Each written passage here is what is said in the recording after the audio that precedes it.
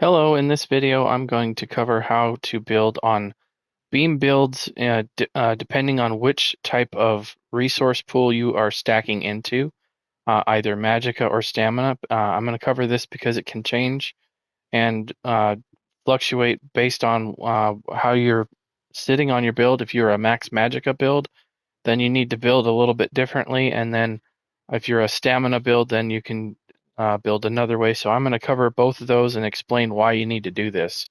I've seen some people comment that they have difficulty with this, and I thought maybe this type of a video might help, and so we're going to cover that. So um, I'm going to start off with a couple of things. As you can see here, I have a I don't have any gear on at all, and so I've got 14,430 max Magicka and the same amount for max Stamina. And so why I'm showing that is because I want to show you how these skills change based on what you do with your build. As you can see, I don't have any of the attribute points into anything at all right now. And so we are basically just essentially running just skills on here. None of these fluctuate any of the maximum amounts there.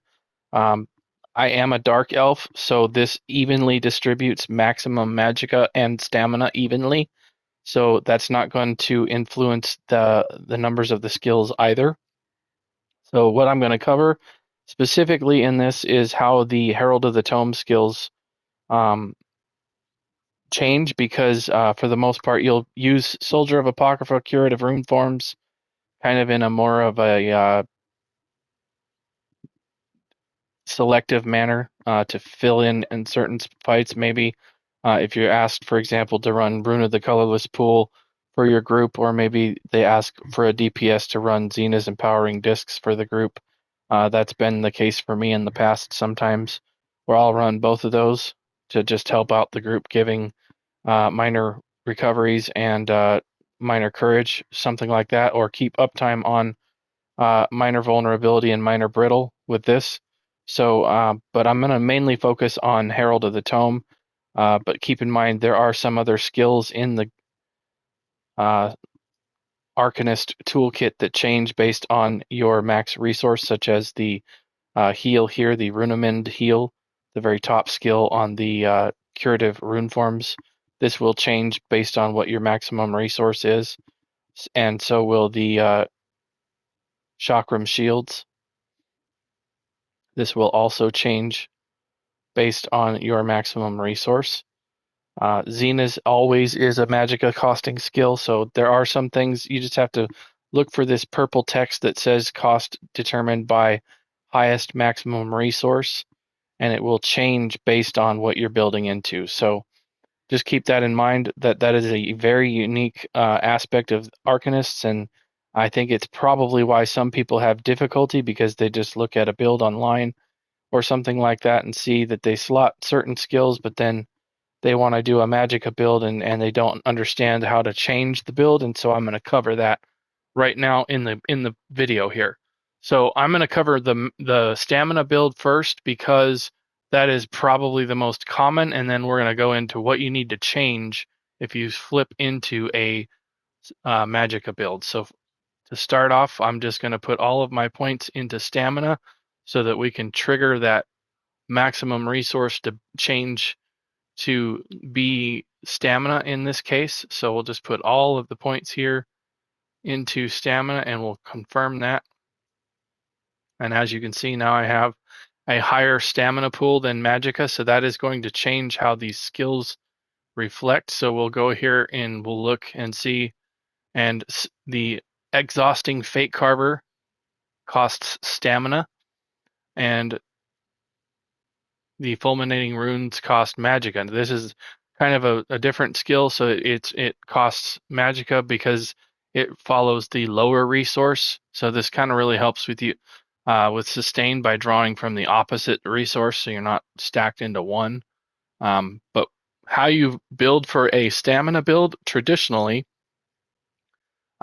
Crux-building is essentially the focus that you want to work on with a Arcanist build. So mainly what you're going to have on your front bar is your Cephaliarch's Flail and your Exhausting Fatecarver. You're going to get up to 3 Crux, and then you're going to beam. There's several ways you can get a Crux. You can use Inspired Scholarship.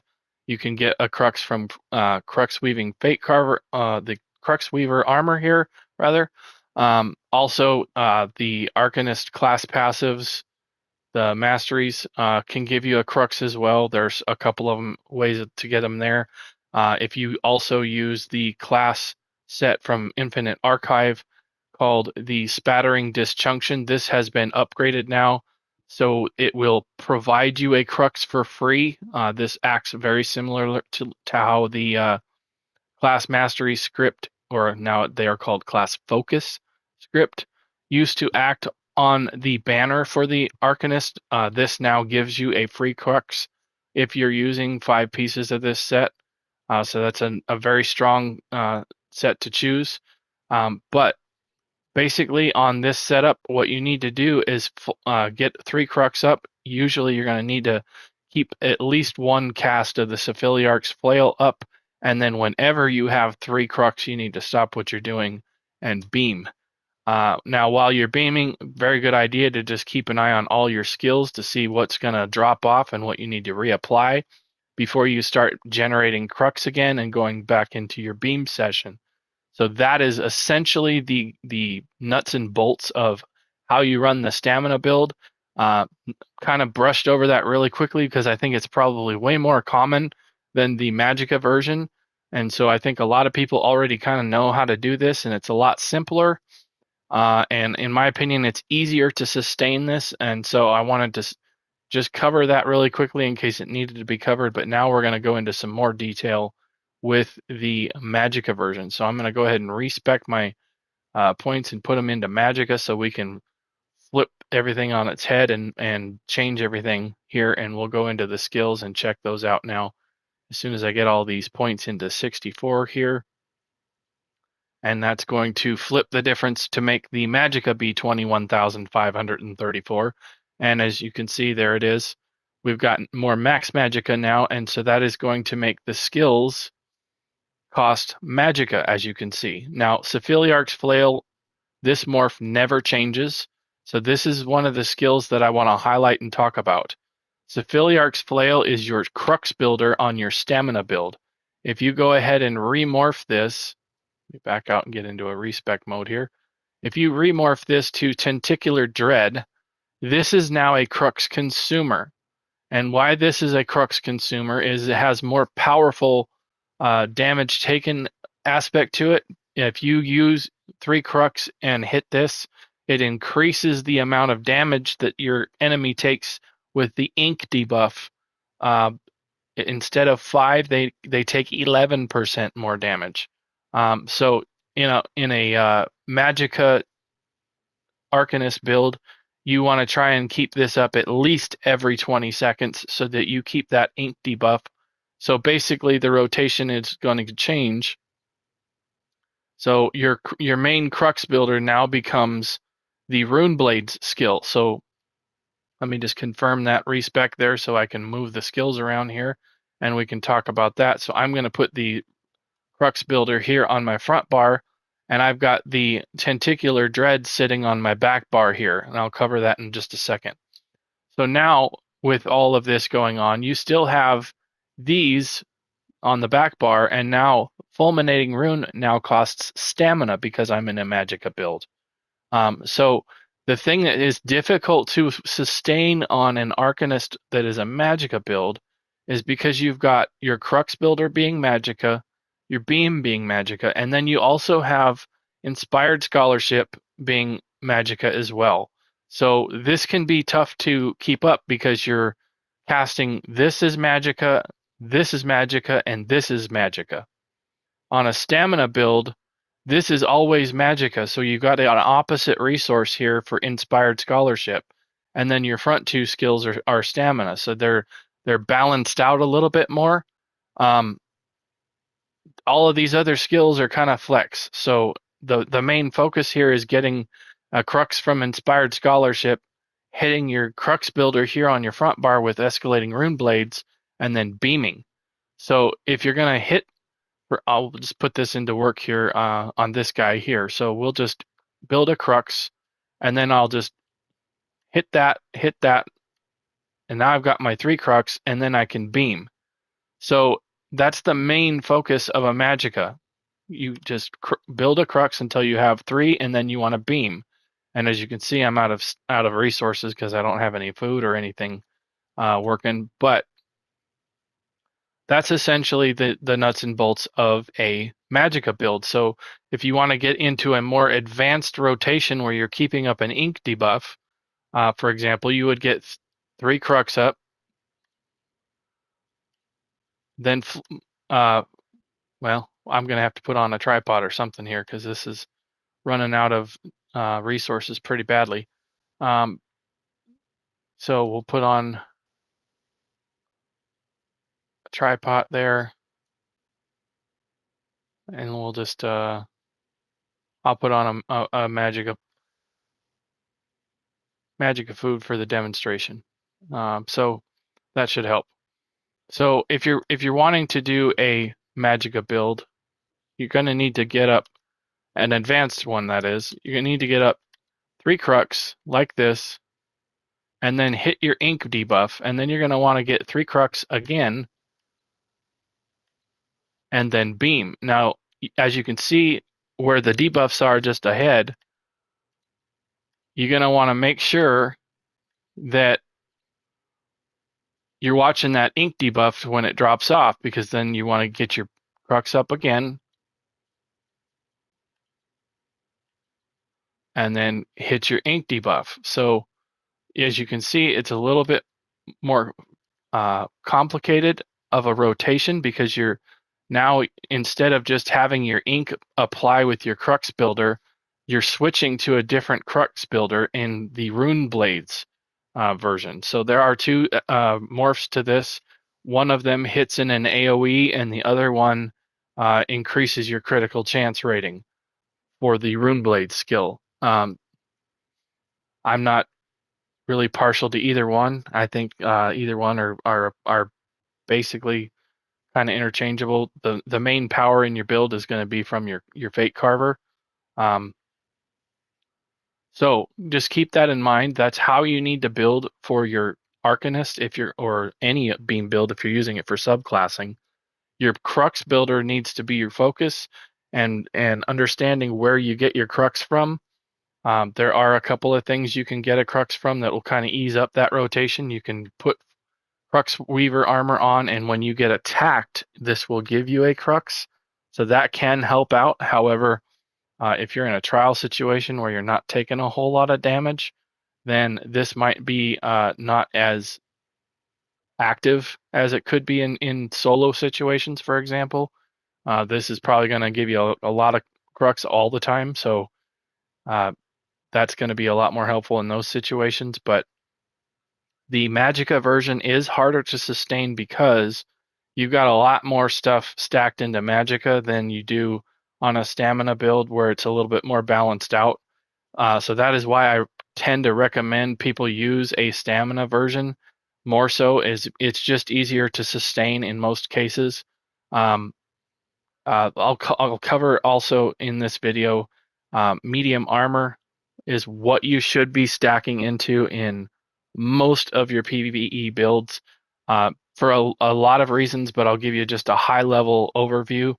If you look at light armor here, this is going to give you penetration and a reduction in your Magicka cost spells, which would be nice on an on a build for Magicka. However, this does not give you as much power as a medium armor build does. Also, that with that comes penalties. Light armor has penalties to it as well as bonuses, but there are penalties involved.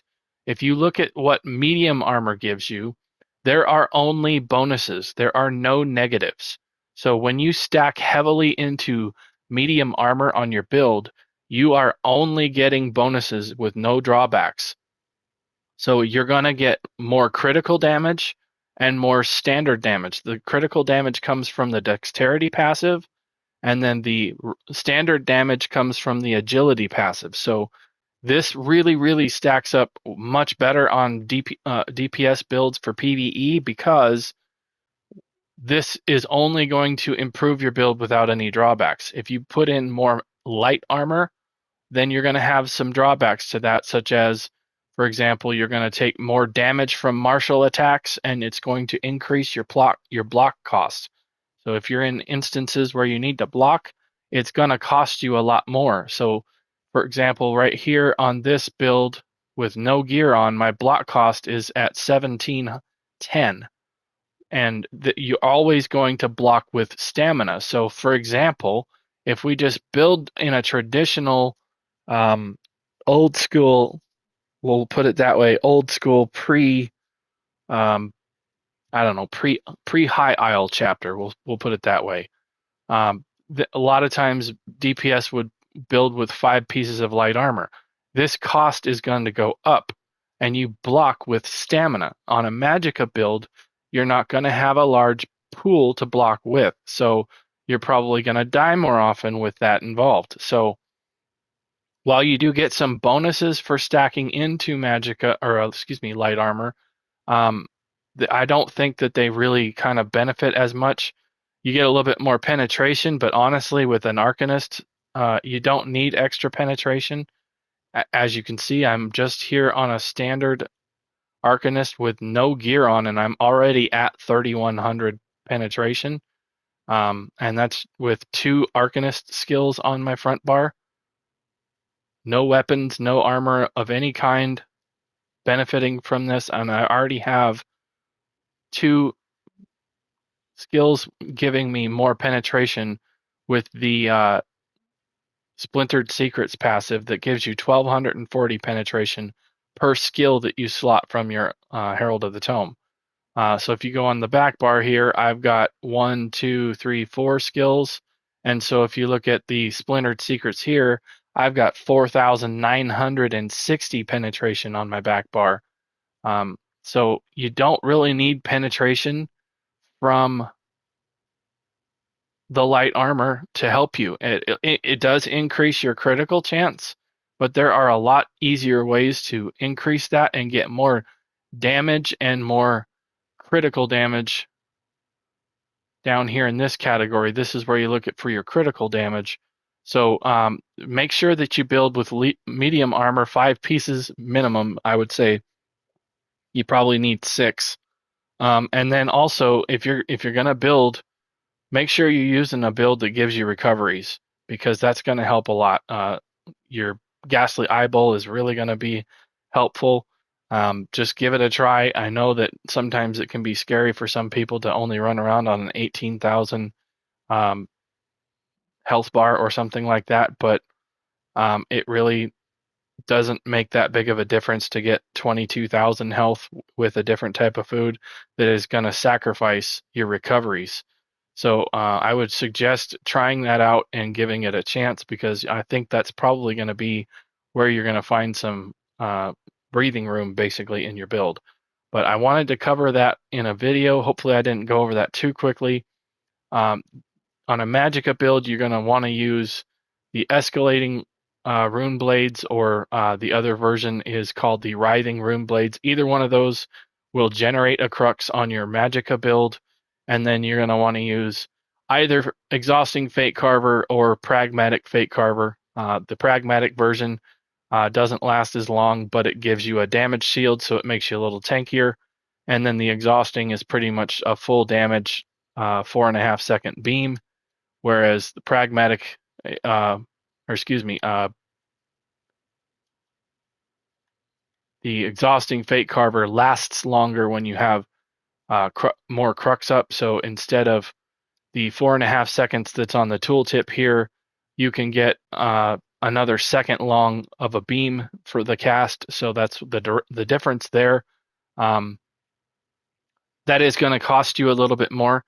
So because it's lasting longer, and it lasts for, or I should say, it consumes Magicka per 0.3 seconds. So that be another way to sustain, is only hitting the Pragmatic Fatecarver, because it will only last 4.5 seconds. So you'll gain that whole second back of resource drain. So that might be another tip to try out if you're struggling with sustain on there. Use the Pragmatic Fatecarver for Magicka builds, because you're going to save on that whole second of resource drain, which could be almost 2,000 Magicka every cast. So give that a try, see if that helps. Hopefully that gets you some breathing room in your build if you're having trouble. But I'm going to end the video there. If you thought this video was helpful or interesting, please consider liking the video and subscribing to my YouTube channel. I have a large library of videos on my YouTube channel, over 350 videos across several different topics on the Elder Scrolls Online video game. I have them all organized with created playlists. If you go to my YouTube channel, go down to my created playlists, and you will see all of my playlists there that have the organized videos on there. You click on the playlist, and just hit play. It'll play all of them, or you can go through and select which ones you want to watch. But those are where everything is organized. Thank you again for watching, and I will see you in another video. Bye.